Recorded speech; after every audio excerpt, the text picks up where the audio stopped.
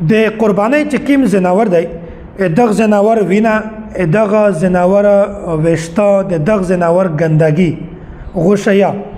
دا وه الله تعالی د قیامت پر ورځ باندې په میزان کې په تله کې د دغه انسان په تله کې د نیکۍ په شکل کې حاضروي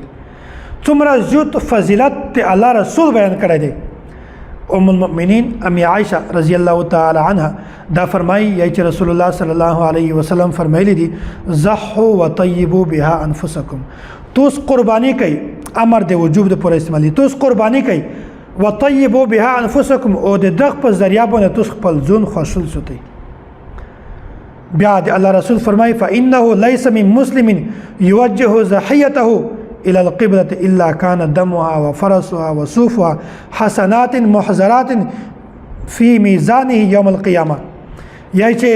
کوم سړی چې د قربانۍ پر ورځ باندې د خپل ځناور د قرباني چې کوم ځناور قرباني شي یغ مخ قبله طرف ته وړوي مطلب دا دی چې قرباني وکړو بیا دغه دمره فضیلت دی چې الله تعالی دغه ځناور وینه دغه غوښه ګندګي او دغه وشته دا الله تعالی د قیامت پر ورځ باندې د انسان د نکي په تله کې حاضروي په یو وخت کې د انسان د نکي تله دا الکوي الله تعالی دغه په د تله کې وچوي د یو انسان د نکي تله درنشي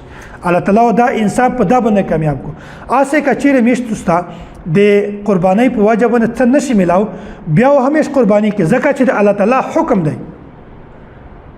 خو هر انسان ته پچار دو چې کله هم قرباني کو صاحب نصاب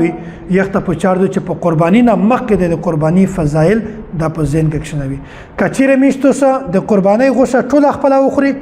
نیمه خپل اخري یا ټول بل چاته ورګي الله تعالی په هر صورت باندې میشتو سه دغه اجر نصیب کوي